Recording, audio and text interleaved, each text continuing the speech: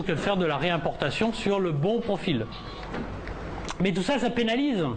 Parce qu'au bout du compte, la construction métallique se retrouve plus chère que ce qu'elle devrait, et elle se trouve en comparaison aussi avec une filière béton qui, elle, en revanche, je peux vous le dire par rapport à l'Europe, est moins chère que ça devrait se coûter. Donc on a des vraies disparités. Donc le fait de garder du métal au Maroc est plus compliqué que ce qu'on pourrait trouver en Grande-Bretagne ou en France. C'est pas pour ça qu'il faut baisser les bras. Alors, deuxième chose, maintenant la stabilité. Deuxième point, on a vu l'épure, on a décidé où étaient les points. Maintenant, il faut que ce système, donc les barres qui vont passer par ces épures, soient stables. Alors, dans stabilité, il y a 3 degrés. Il y a 3 degrés de stabilité. Quand je dis 3 degrés, 3 niveaux. Le premier, c'est l'équilibre stable.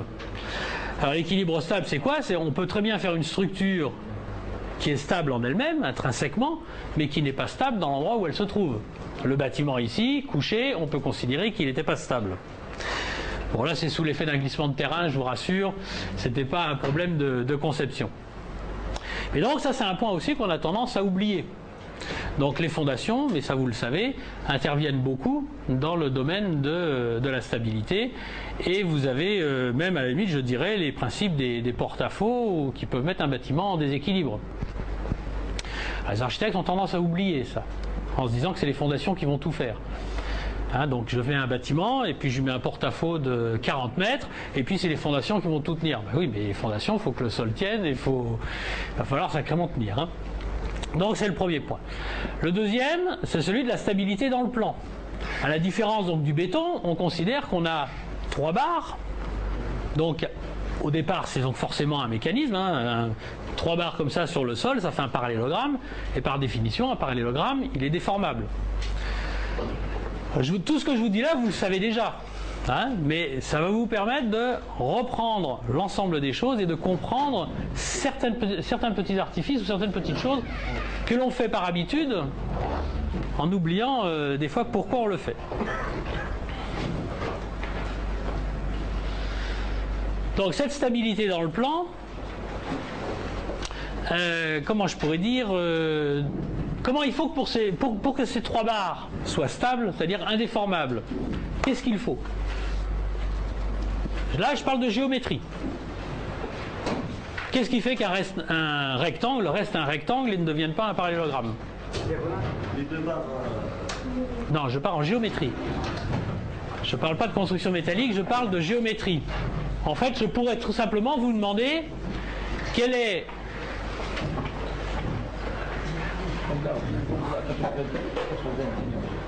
Pardon? Les angles, ça reste à 90 degrés. Les angles restent à 90 degrés. Donc on est d'accord, c'est bien dans cet esprit. C'est bien dans cet esprit que je veux vous amener, mais je vais vous demander la condition minimale. Et la condition minimale, en fait, c'est la définition d'un rectangle. Qui se rappelle de la définition d'un rectangle? Assez vieux ça, hein, ça remonte au lycée. Au lycée, au collège. Hein, on finit par oublier les choses.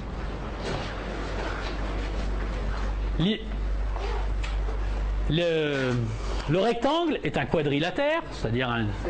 La somme des angles est égale à... C'est 80 fois 4. 90 fois 4, oui. Oui, mais ça, n'importe quel parallélogramme fait ça. Tous les angles sont droits. Et puis A est supérieur à B. C'est ça la définition de... Non, alors c'est pas tout à fait vrai. La définition... Oui, elles sont parallèles, c'est ça? Voilà. Bon, alors donc en fait, ça, si je prends la base au départ, cette figure, qu'est-ce que c'est? C'est une figure à 4 côtés. Donc qu'est-ce que c'est qu'une figure à 4 côtés? C'est un quadrilatère. Après, qu'est-ce que je dis? Donc c'est un quadrilatère, mais il n'est pas n'importe comment. Il a ses côtés qui sont parallèles 2 à 2. Comment est-ce que l'on appelle un quadrilatère qui a 2 parallèles? C'est un parallèle. Non, un trapèze, il n'a que 2 lignes parallèles. Un losange. Et le losange est un parallélogramme particulier. Donc la définition n'est pas valide. Non, si, elle va être valide. Ça, c'est d'abord, donc j'ai dit que c'était un quadrilatère, maintenant je précise que les lignes sont parallèles 2 à 2, c'est donc un parallélogramme. Mais le parallélogramme, il peut être dans plusieurs choses. Donc qu'est-ce qu'il faut pour qu'il soit rectangle? Non, j'ai pas besoin de tout ça. Non, je sais pas. Un seul angle. Un rectangle est un parallélogramme à un angle droit. Je peux pas. Ils vont l'être, mais j'ai pas besoin de le dire. Si je dis que c'est un parallélogramme, il a ses deux faces parallèles, et si je dis qu'il a un angle droit, forcément les autres le seront. C'est le minimum. Et alors maintenant que j'ai dit de la géométrie, si je repasse maintenant dans la construction métallique, si je veux que ça ce soit stable, il suffit que je dise j'ai besoin qu'un angle reste droit, et mon système sera stable. Je n'ai pas besoin d'avoir la croix, ou d'avoir 2 encastrements, ou 3 encastrements, ou 4 encastrements. Si je dis à la base, j'ai un encastrement, où qu'il soit, là, là, là ou là, j'aurai un système stable. Vous voyez pourquoi je préfère repartir de la base? C'est qu'on finit, on se dit tous, ah bah oui, les diagonales, on met 2 encastrements en haut ou 2 encastrements en bas. En fait, ça, ce sont des réponses. Mais la logique de l'ingénieur doit dépasser le mode d'emploi, je dirais, d'utilisation, pour aller rechercher le fondement des choses. Et alors, en béton, on ne se pose jamais ces questions, puisque par définition, on est encastré partout. On est complètement redondant, on fait 10 fois trop d'encastrement pour permettre la stabilité d'une structure.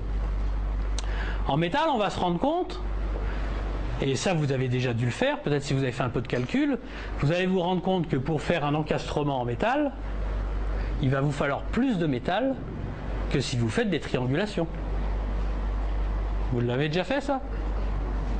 Donc on va le voir, on le verra après. Mais c'est pour ça que c'est important. Parce qu'en fait, si vous commencez à mettre plus de choses dans la géométrie, vous allez derrière mettre plus de choses aussi dans le métal. Et comme vous vendez au kilo, vous allez vendre plus cher. Et donc si vous voulez que votre entreprise fasse des meilleures réponses économiques, il va falloir que vous alliez chercher l'économie des structures et donc réfléchir à la base, ici en fait tout simplement en géométrique.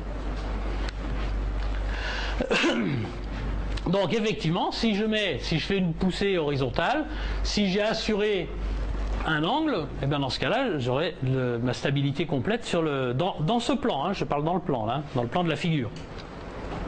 Donc autre solution, bien évidemment, vous la connaissez, c'est de se dire, si je ne suis pas encastré mais articulé complètement, dans ce cas-là, quelle solution j'ai pour arriver à stabiliser?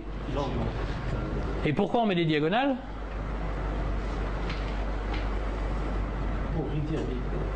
Non?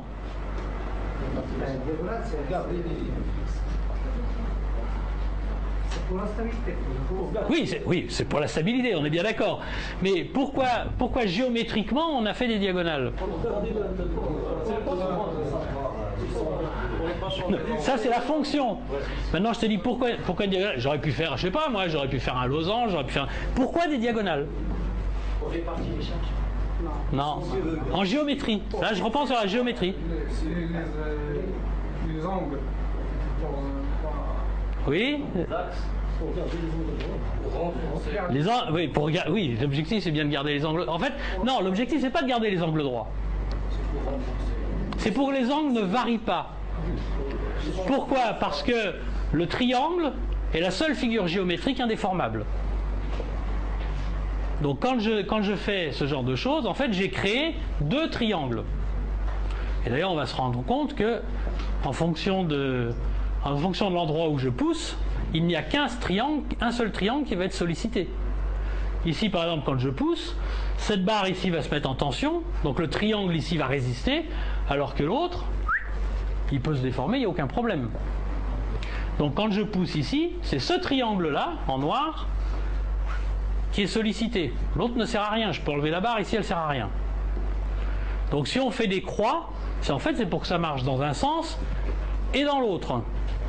Mais si on avait par exemple toujours des forces, si on était certain d'avoir des forces que dans un seul sens, on n'aurait pas besoin de mettre la deuxième barre. On met celle qui va être sollicitée.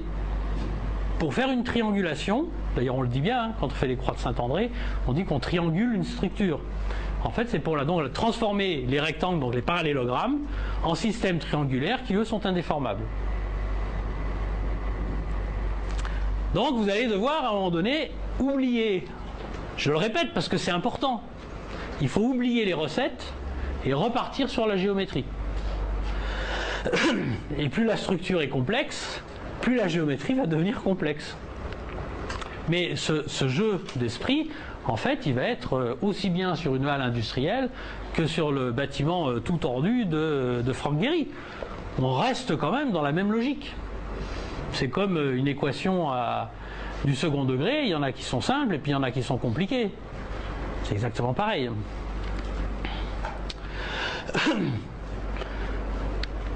Alors, donc maintenant qu'on a vu, alors j'aurais pu, oui, maintenant qu'on a vu ça, donc on a vu qu'on avait caractérisé deux éléments. Ici, on a vu qu'on a un système donc, qui est articulé, où on n'a pas verrouillé l'angle droit, et ici, on a dit, si, c'est un endroit où on va verrouiller l'angle droit. Et ces barres, elles vont donc se liaisonner les unes entre elles. Donc ça va caractériser ce que l'on appelle des appuis, ou des assemblages.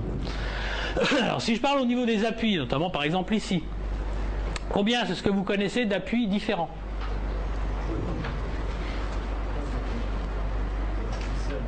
Combien il y a d'appuis différents possibles? Qu'est-ce que je peux faire? 3, oui, c'est-à-dire appui simple. Appui double, tiens, je ne connaissais pas ça. C'est pas, ouais, c'est une articulation particulière. Mais on est bien, bon d'accord. Donc on parle bien de la même chose.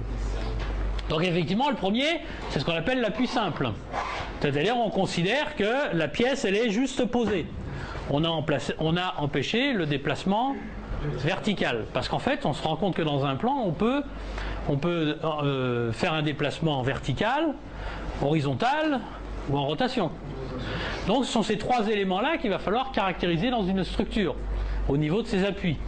Donc ici, l'appui simple, il n'est capable de reprendre donc que la charge verticale. Il n'y a que ça qui peut être pris, donc il y a forcément une réaction en face. On est d'accord. Le deuxième, c'est donc ce que j'appelle l'articulation, ce que vous appelez l'appui. Il y en a qui ont dit appui double. Appui double. Non, c'est pas pareil la rotule. Donc là, on va, dans une articulation, on va bloquer deux directions. On va bloquer la direction verticale et on va bloquer la direction horizontale. Mais la rotation, dans le plan, on va pas l'empêcher. Et quand on regarde par exemple cet assemblage ici, on se rend bien compte qu'on ne peut pas descendre, on peut articuler dans ce sens-là, en revanche dans l'autre on ne peut pas. Ou alors il va falloir tordre la platine et on s'aperçoit qu'on a même un raidisseur ici pour justement l'empêcher de basculer dans l'autre sens. Donc c'est un appui triple. Il permet seulement la rotation seulement dans un sens, dans le plan. Mais il permet dans l'autre plan. Non mais là on parle dans... Oui. Par rapport à deux axes.